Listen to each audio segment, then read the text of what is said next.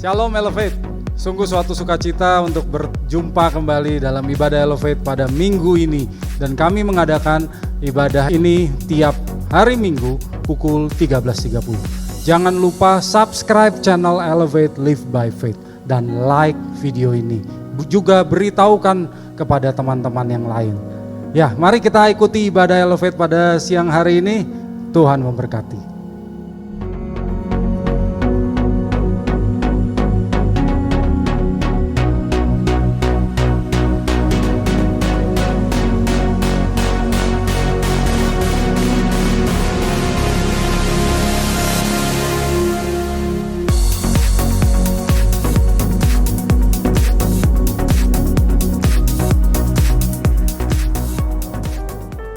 Shalom Elevate, puji nama Tuhan. Kita bersama kembali berkumpul di rumahnya. Di setiap umat berada, mari kita siapkan hati kita. Kita mau datang memuji dan menyembah Tuhan. Dan biarlah Tuhan yang bertata atas setiap pujian kami. Haleluya.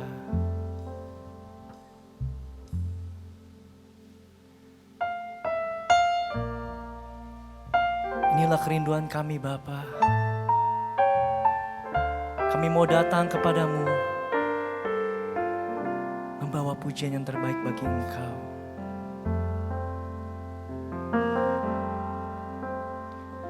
Kau bertata atas pujian umat-Mu.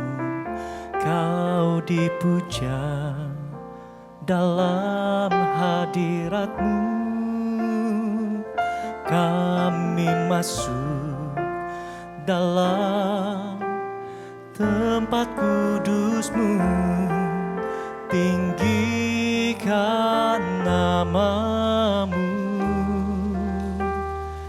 Kau bertata atas pujian umat-Mu. Kau dipuja dalam hadirat-Mu.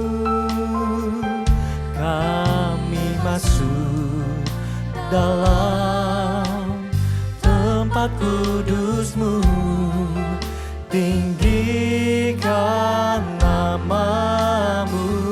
Ku tinggikan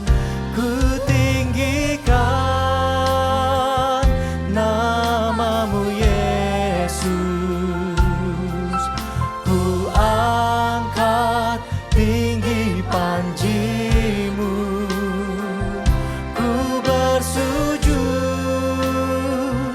dan menyembah-Mu.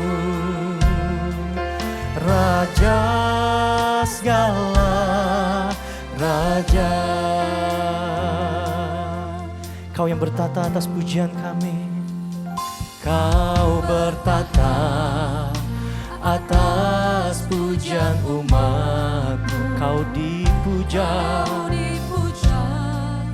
dalam hadirat-Mu.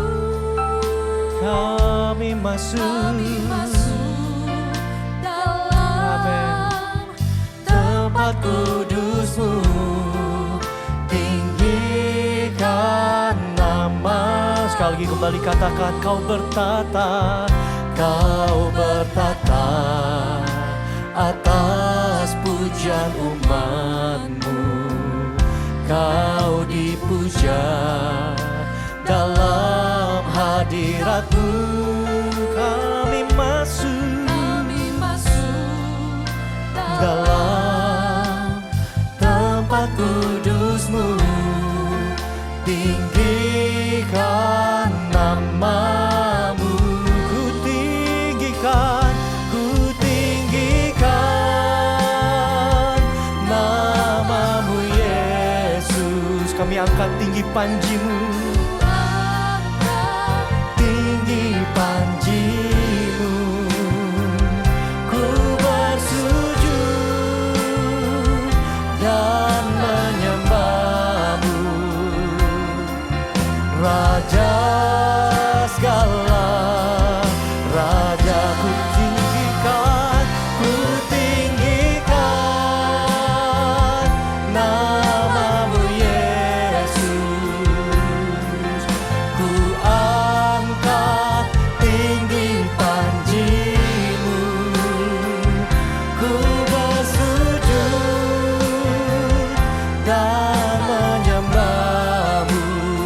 raja, raja segala raja.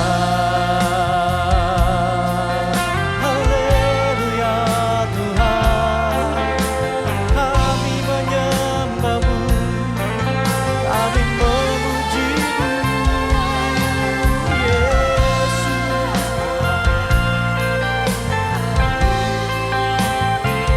Dengan segenap hatimu kita mau datang kepadanya.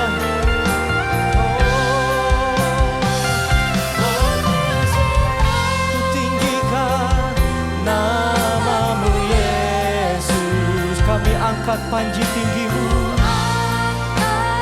tinggi panji-Mu, ku bersujud dan menyembah-Mu Tuhan. Kau raja segala raja.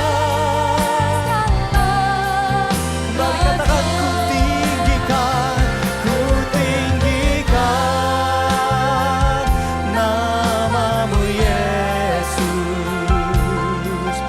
Ku angkat tinggi panji-Mu, ku bersujud dan menyembah-Mu Tuhan.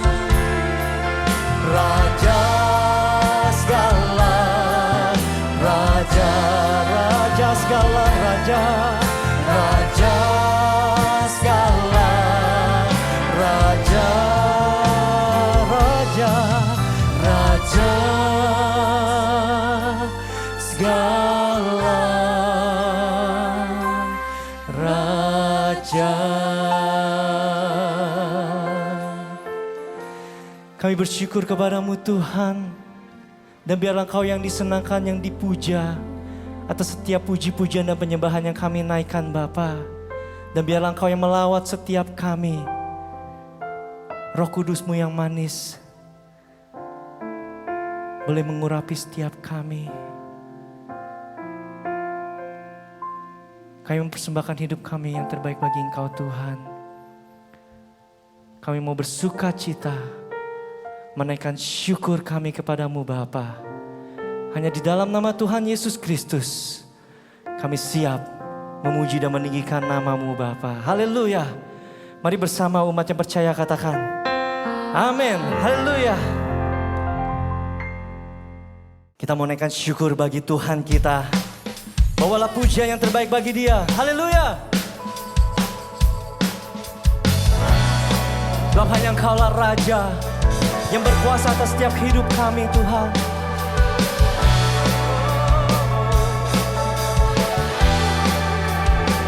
Bersama katakan, bersyukurlah kepadanya, bawalah pujian baginya, karena Dia Raja, Dia yang perkasa. Tuhanlah kekuatanku, mazmur dan keselamatanku, Dia penolongku, yang beri hidupku. Kau yang berdaya, seluruh semesta sujud menyembah. Agunglah kebangkitanmu, mukjizat telah terjadi. Junjung kasih anugerah-Mu, kekal teguh dan mulia. Masyurlah perbuatan-Mu, Kau penyelamat hidupku. Kasih-Mu tiada tara, berkata Kau Tuhan Rajaku. Kembali kita katakan, bersyukurlah kepadanya, bawalah pujian bagi, karena Dia Raja, Dia yang berkuasa. Haleluya. Tuhanlah kekuatanku, mazmur dan keselamatanku, Dia penolongku, yang beri hidupku. Kau yang berjaya, seluruh semesta sujud menyembah.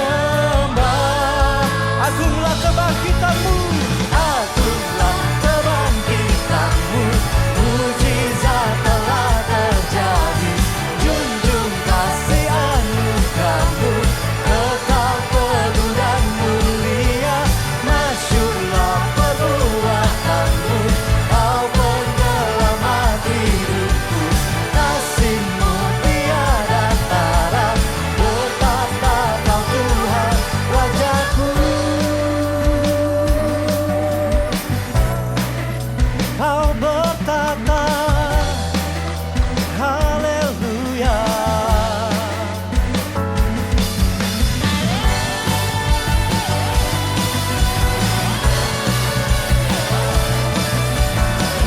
Dan hanya Engkaulah yang berjaya. Kita katakan bersama, Kau yang berjaya, seluruh semesta sujud menyembah. Kau yang berjaya Tuhan, Kau yang berjaya, seluruh semesta sujud menyembah. Agung kebangkitanmu, mukjizat telah terjadi. Junjung kasih anugerahmu, kekal teguh dan mulia. Masyurlah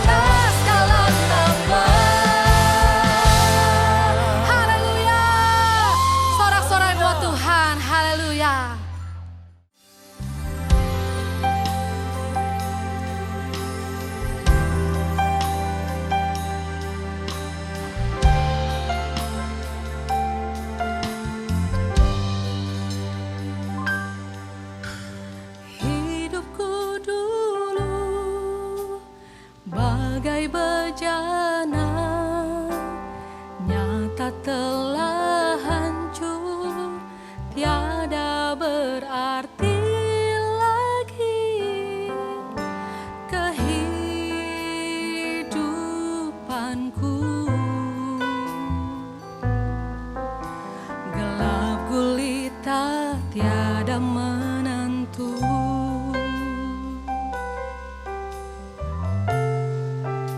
namun tangan-Mu Tuhan, namun tangan-Mu mengangkat aku, membentukku lagi jadi bejana baru. Masa depanku indah terancang dalam tangan-Mu. Selamanya ku ingat kebaikan-Mu yang telah Kau berikan pada diriku. Sekarang apa ku buat bagi-Mu Tuhan, sampai akhir hayatku dengan segenap hatiku melayani-Mu.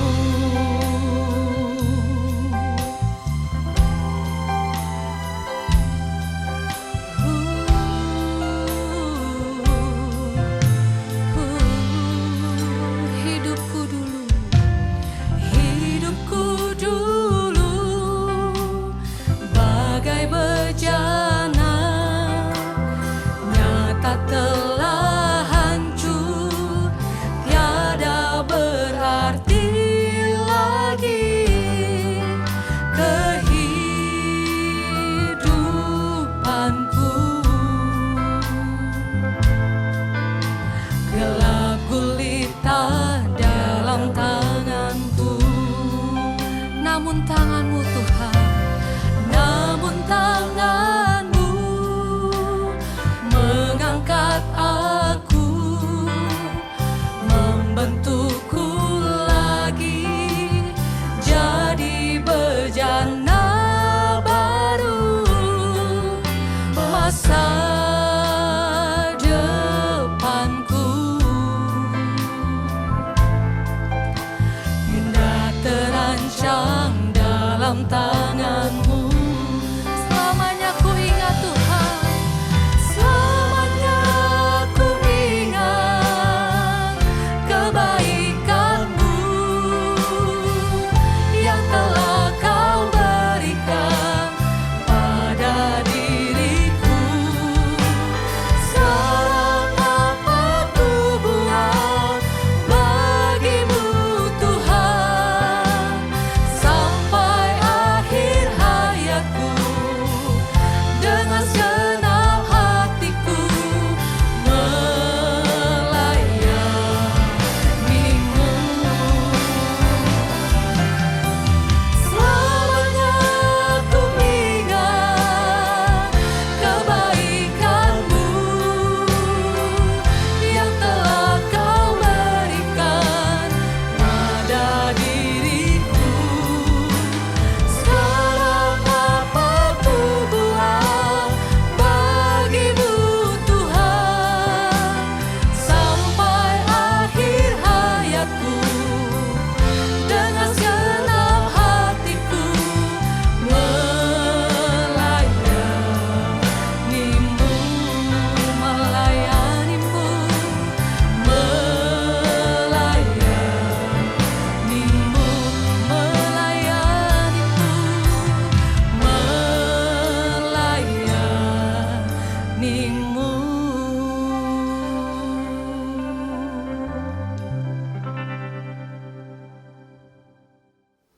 Saudara-saudari yang dikasihi Tuhan, kita akan mendengarkan firman Tuhan.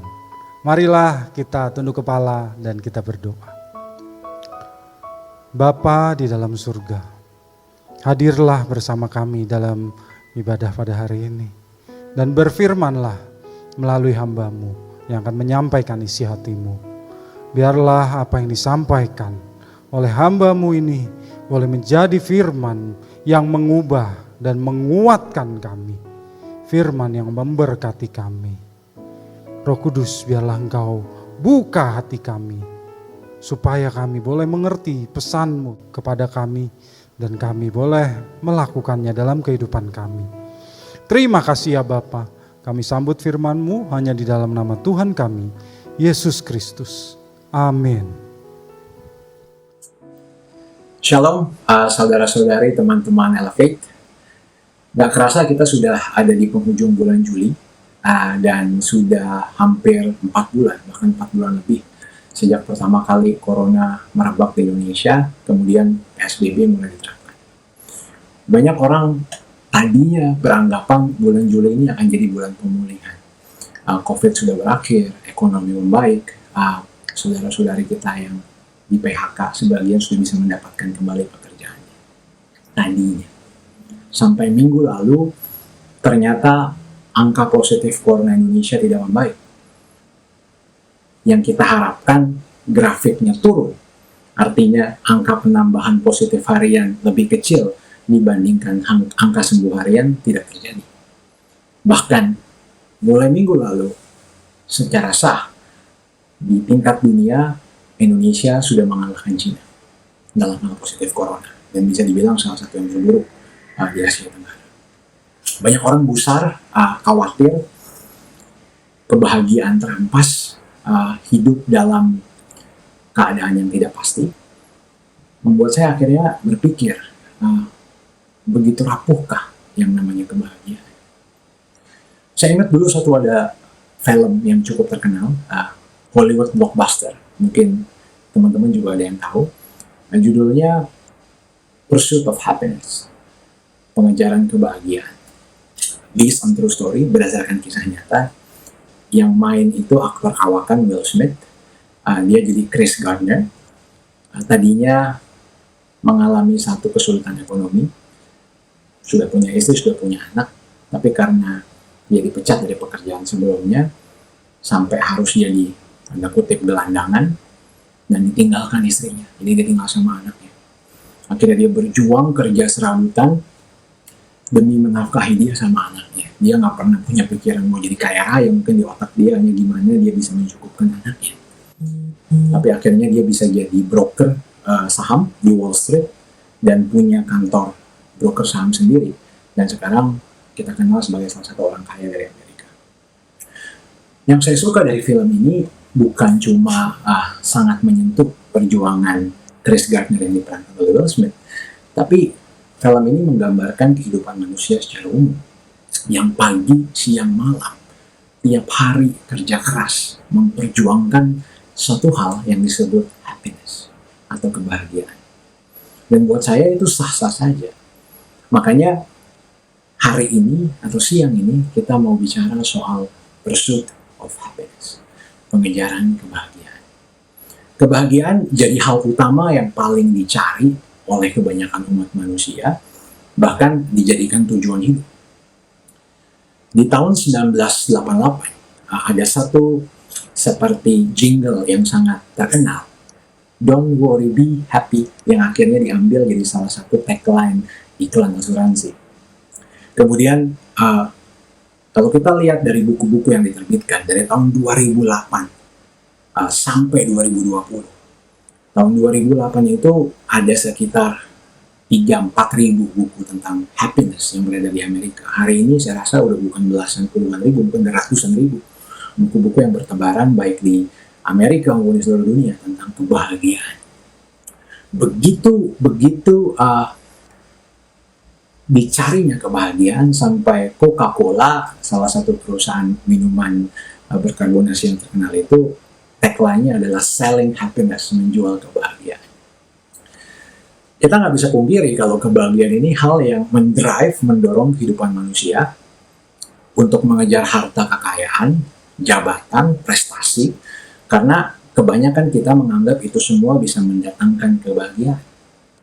Tapi pertanyaannya, apakah setiap orang yang mengejar harta kekayaan, jabatan, prestasi mendapatkan kebahagiaan? Sepertinya tidak.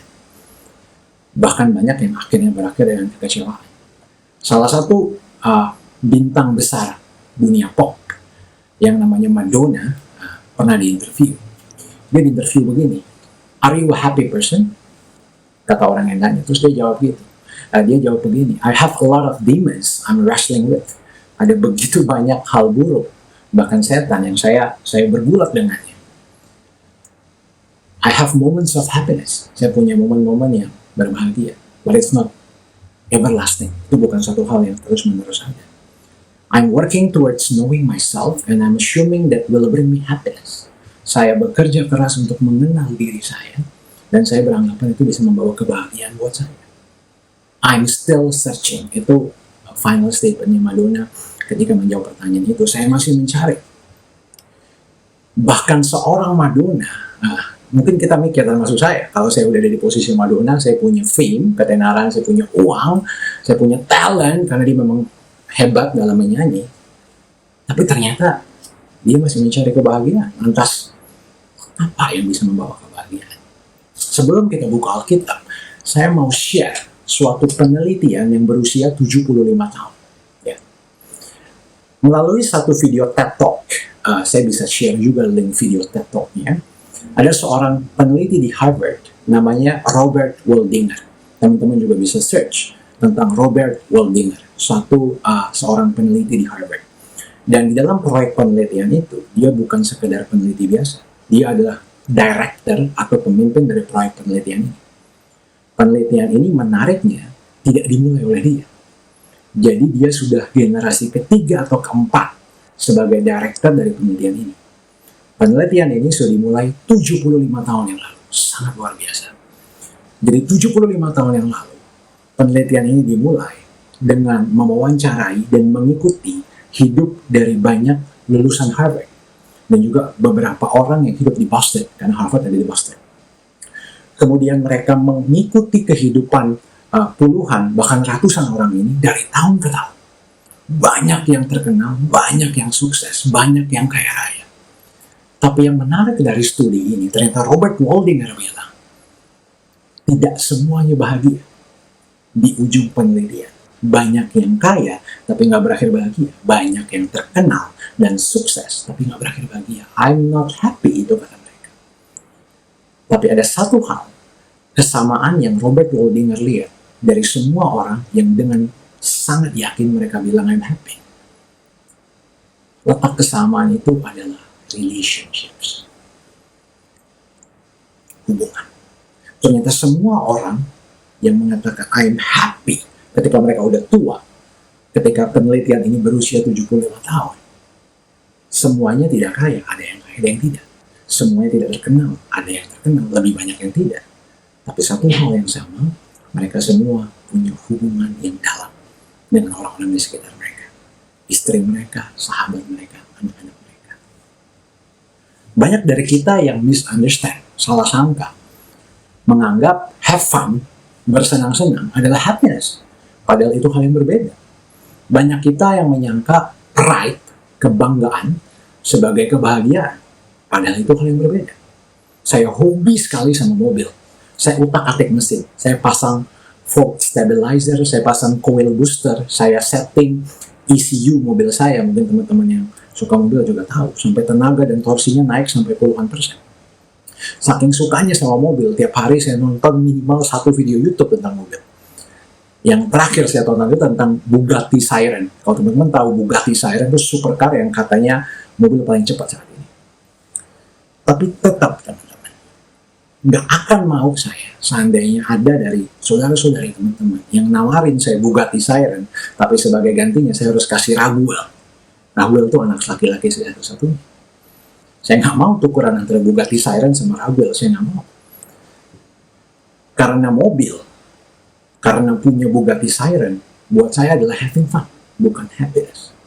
Tapi Raguel anak saya, hubungan kami, bisa bikin saya bahagia.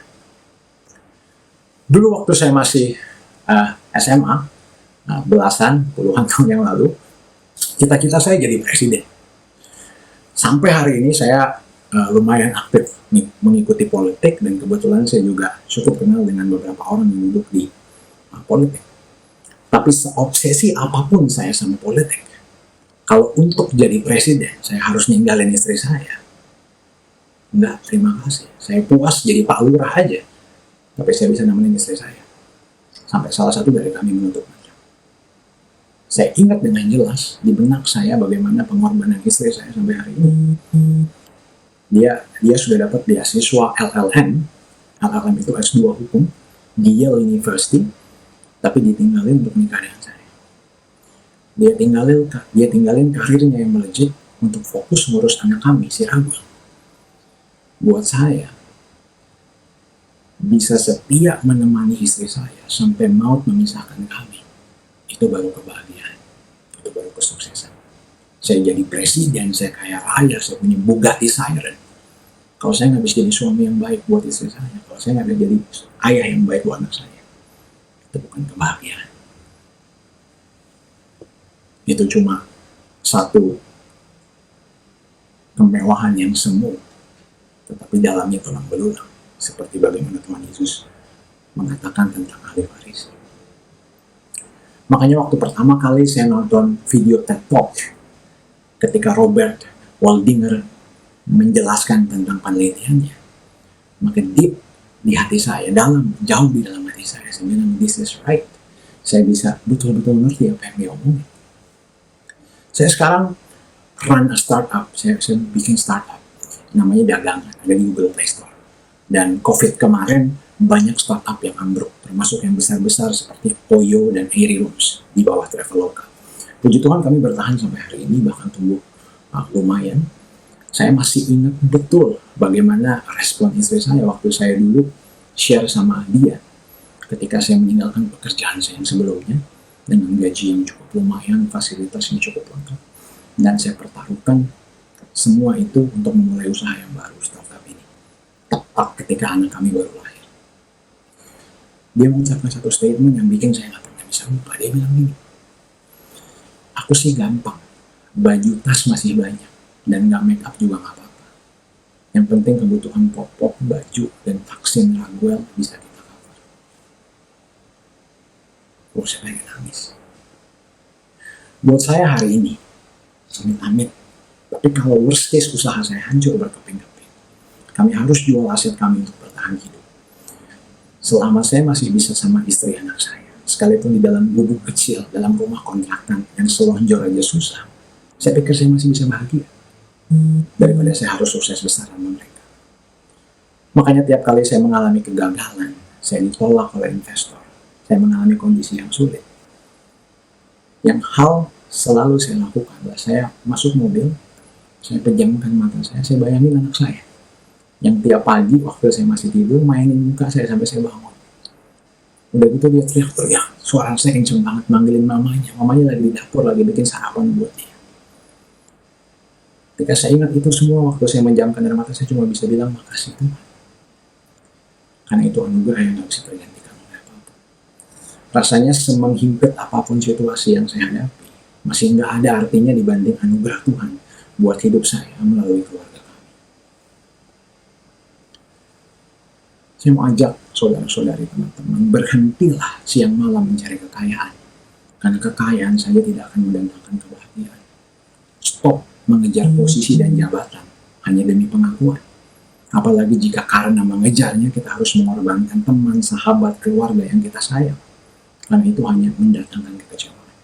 Bangunlah hubungan, karena itu kunci kebahagiaan. Dan bicara soal hubungan, saya minta saudara-saudari, teman-teman, jangan salah sangka, tidak semua hubungan membawa pada kebahagiaan, enggak. Berhubungan dengan orang yang salah bisa menjerumuskan. Kalau teman-teman berhubungan sama saya, bahaya juga, nanti saya racunin mobil terus. Nggak bisa, nggak semua hubungan, nggak semua orang yang kita berhubungan bisa membawa kita ke kebahagiaan.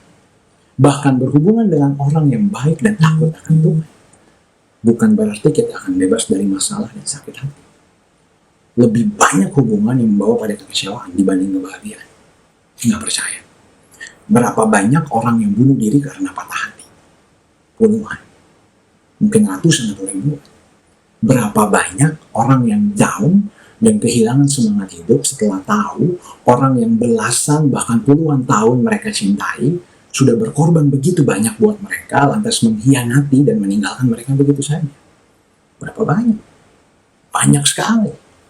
Mungkin mereka ada di sekitar kita, di sekitar teman-teman. Termasuk dalam konteks hidup saya. Bukan berarti istri dan anak saya tidak bisa mengecewakan saya. Mereka bisa aja let me down, mungkin banget. Saya nggak pernah tahu, dan saya juga mungkin one day bisa mengecewakan mereka, mungkin banget.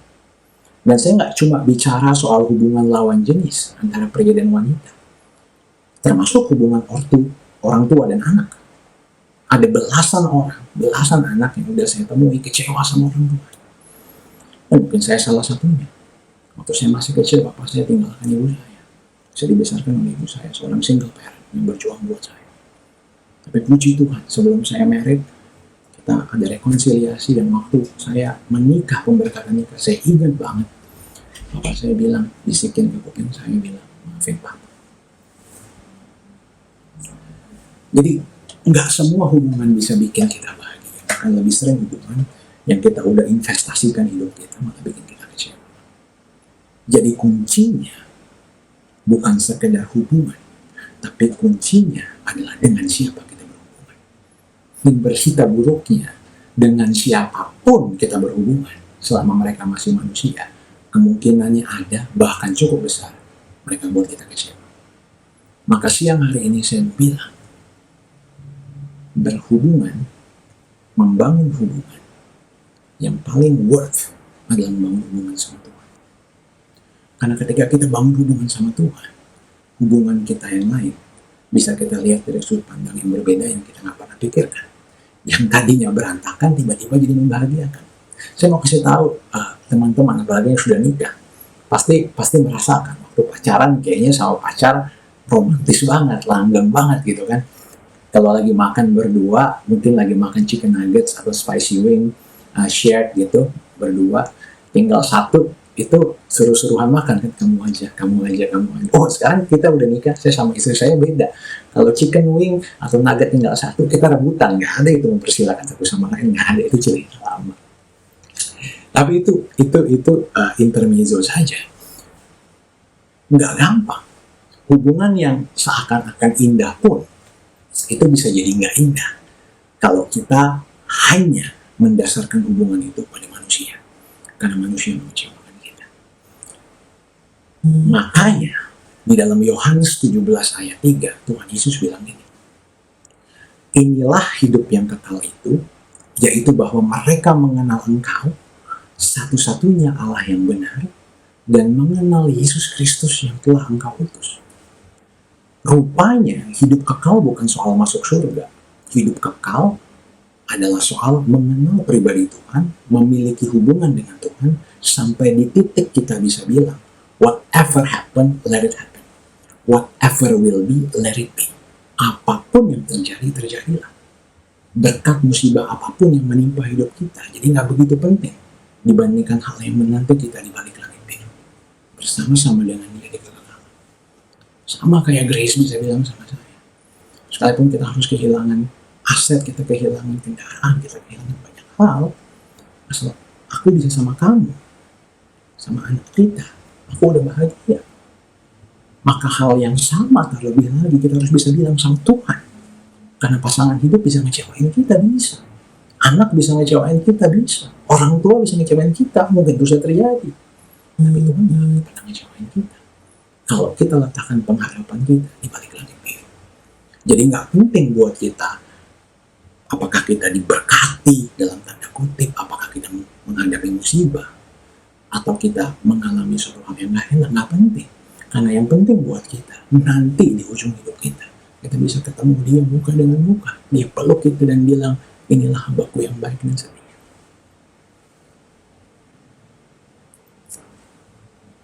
Tepat sebelum pernikahan kami, mungkin 1-2 tahun sebelumnya, istri saya kehilangan papanya.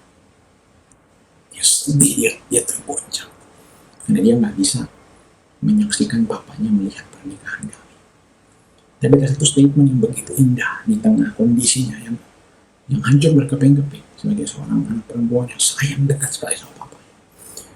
Dia bilang gini sama saya, sayang kita mesti hidup benar, kita mesti sungguh-sungguh dalam Tuhan. Iya, aku tahu, saya jawab gitu. Dia bilang, ini benar-benar, karena aku mau ketemu Papa. Aku percaya Papa sudah sama Tuhan Yesus. Dan kalau kita nggak hidup benar-benar, kita nggak bisa ketemu Papa.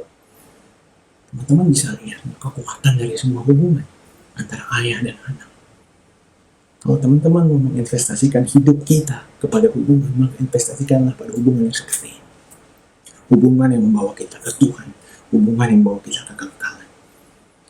Yang ketika kita sudah nggak ada di dunia ini pun, orang itu bisa berjuang sungguh-sungguh hidup menyenangkan Tuhan, karena dia mau ketemu kita, yang dia anggap sudah bertemu dengan Tuhan. Sebegitu luar biasanya hubungan, sampai Paulus di Filipi 3 ayat 8 bilang, malahan segala sesuatu kuanggap rugi, karena pengenalan akan Kristus Yesus Tuhanku lebih mulia daripada semuanya. Oleh karena dia, aku telah melepaskan semuanya, menganggapnya sampah, supaya aku memperoleh Kristus. Banyak orang Kristen salah fokus. Ikut Tuhan karena reward, karena surga. Padahal mungkin seharusnya sikap hati yang diperlukan, dimanapun kita ditempatkan nanti di balik langit biru nggak masalah. Selama kita ada bersama yang mulia Tuhan Yesus, yang menyambut kita dengan pelukan hangat. Surga bukan reward kita, bukan itu tujuan akhir kita. Tujuan akhir kita itu mengenal Tuhan dan pribadinya, bersama-sama dengan dia di kekekalan. Reward kita adalah Tuhan sendiri. Pemazmur bilang, sekalipun dagingku dan hatiku habis lenyap, gunung batuku dan bagianku tetaplah Allah selama-lamanya. Dan kalau saudara-saudari, teman-teman sudah betul-betul mengerti yang namanya hubungan, dan mungkin saat ini sedang berada dalam suatu hubungan yang intim, yang begitu dekat, maka kita akan bisa melihat yang namanya the power of relationships, kekuatan dari hubungan. Kita akan bisa amazed gitu, melihat bagaimana kita bisa melakukan hal-hal yang kita nggak pernah bisa pikir sebelumnya. Maksudnya gimana? Ada satu tindakan yang kita nggak kepikiran, masa saya bisa kayak gitu, sekarang kita lakukan. Saya waktu dulu pacaran sama istri saya bisa bangun jam 3 subuh, jam 4 subuh, jemput dia, terus nganterin dia karena dia ada acara, karena dia harus ke airport. Saya sekarang ada anak saya bisa waktu anak saya masih kecil, istri saya bisa, kami tidur setiap hari cuma 2-3 jam, kita nggak pernah kepikiran, kita suka banget tidur.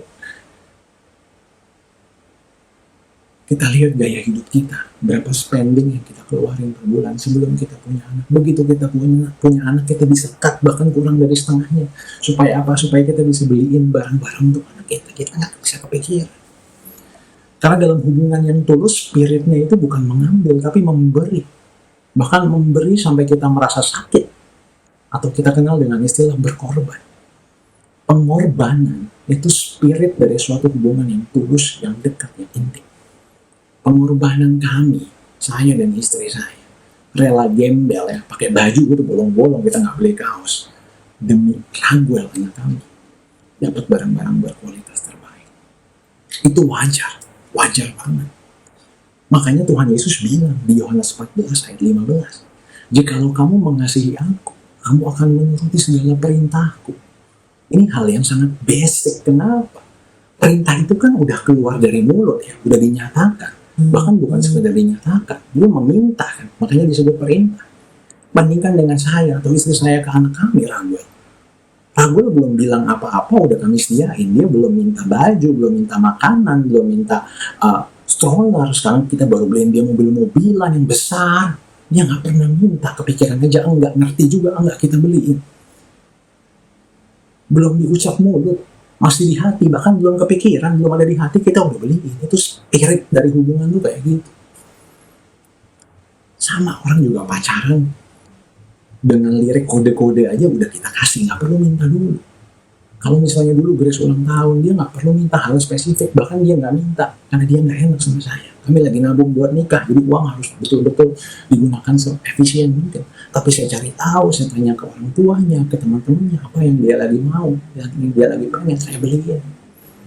Nggak perlu dia minta, dia juga nggak nyangka kok saya beliin. Hubungan tuh seperti itu. Makanya kalau kita betul mengasihi Tuhan, kita memiliki hubungan dengan Tuhan, nggak usah nunggu diperintah. Kalau sudah sampai diperintah ya harus dikerjain. Bahkan belum diperintah aja Tuhan belum ngomong. Kalau kita sungguh mengasihi Dia, kita akan lakukan kok. Kenali pribadinya, ketahui isi hatinya, dan investasikan hidup kita untuk itu. Nggak usah nunggu suara Tuhan, nggak usah pakai acara Tuhan bicara sama kita. Gali firman Tuhan, temui Dia setiap hari, cari tahu kerinduannya, dan wujudkan apa yang jadi kerinduan Tuhan dalam hidup kita. Berapapun harga yang harus kita bayar, kalau kita sungguh-sungguh mengasihi Tuhan, kalau kita sungguh-sungguh memiliki hubungan dengan Tuhan. Dan ketika kita punya hubungan dengan Tuhan, maka seberapa challenging pun, seberapa menantang pun hubungan kita sama pasangan hidup, seberapa menantang pun hubungan kita sama orang tua, hubungan kita sama anak, hubungan kita sama kawan-kawan sepelayanan, hubungan kita sama tetangga, sama teman-teman kantor. Ini gak begitu penting, karena kita akan perjuangkan hubungan itu semua supaya mereka semua bisa melihat hidup kita dan memuliakan Bapa kita yang di surga. Supaya kalau nanti suatu saat Tuhan panggil saya, Grace, istri saya, Raguel, anak saya, bisa bilang, Ma, kita mesti hidup sungguh-sungguh. Benar, Ma. Kenapa? Supaya kita bisa ketemu Papa nanti. Karena Papa udah sama Tuhan Yesus. Itu kebanggaan paling hebat buat saya. Saya nggak bangga dikenal anak saya sebagai orang paling kaya. Saya nggak bangga dikenal anak saya sebagai presiden. Tapi saya akan sangat merasa terhormat kalau saya dikenal sama anak saya sebagai Papa yang sudah bersama-sama dengan Tuhan Yesus.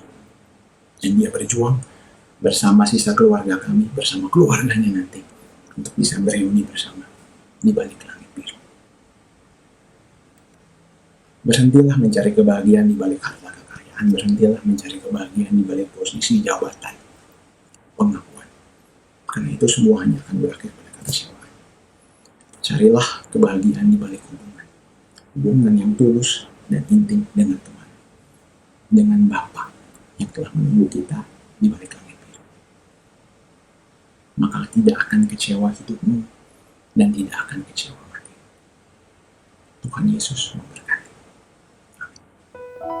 Saudara-saudara yang dikasihi Tuhan, demikianlah firman Tuhan. Selanjutnya, mari kita ikuti beberapa pengumuman. Bagi saudara-saudari yang terpanggil untuk mendukung pelayanan Elevate dapat memberikan persembahan ke rekening BCA KCU Pluit nomor 16865333388. Sekali lagi 16865333388 atas nama GSKI Pluit. Saudara dapat juga menggunakan aplikasi BCA Mobile untuk men-scan QR Code yang tampil di layar. Saudara-saudari juga dapat memberikan persembahan melalui aplikasi-aplikasi yang menerima QRIS seperti GoPay, Dana, OVO, Oktomobile CMB Niaga, Permata Mobile X, dan sebagainya. Dengan aplikasi-aplikasi tersebut, saudara dapat men-scan QR Code yang tampil di layar. Terima kasih atas dukungan persembahan saudara. Tuhan Yesus memberkati.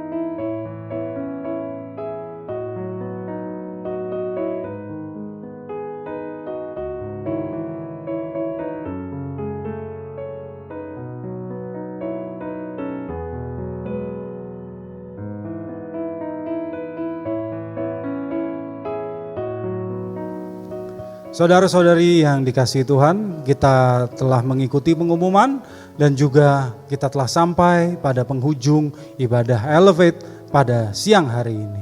Mari kita bangkit berdiri, kita berdoa dan kita terima berkat dari Tuhan. Bapa di dalam surga, kami bersyukur atas penyertaan-Mu dalam ibadah ini dari awal hingga akhirnya. Kami bersyukur atas firman-Mu.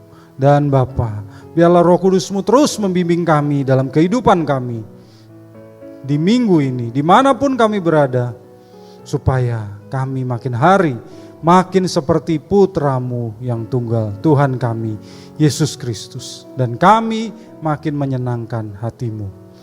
Bapa, berkatilah mereka yang sudah memberikan persembahan kepadamu Tuhan. Berkatilah mereka, dan juga berkatilah mereka yang sedang mengalami kesulitan dalam masa pandemi ini sehingga belum bisa memberikan persembahan. Berkati mereka ya Bapa, agar mereka dapat mempunyai kesempatan di waktu mendatang untuk memberkati pekerjaan Tuhan. Berkatilah persembahan kami ini yang akan dipergunakan dalam pekerjaan Tuhan melalui gereja kami. Terima kasih ya Bapa, terima kasih. Dan sekarang Bapa, ulurkan tangan-Mu kepada kami semua dan berkatilah kami. Saudara-saudari yang dikasihi Tuhan, angkatlah kedua tangan-Mu dan terimalah berkat dari Tuhan. Turunlah rahmat dan cinta kasih dari Allah Bapa di surga, berkat dan anugerah dari Tuhan Yesus Kristus dalam persekutuan, perlindungan, penyertaan Roh Kudus terus beserta saudara sekalian mulai saat ini sampai selama-lamanya. Amin. Saudaraku, demikianlah ibadah Elevate pada siang hari ini. Jangan lupa subscribe channel Elevate Live by Faith. Dan kita jumpa kembali pada kesempatan mendatang. Tuhan memberkati.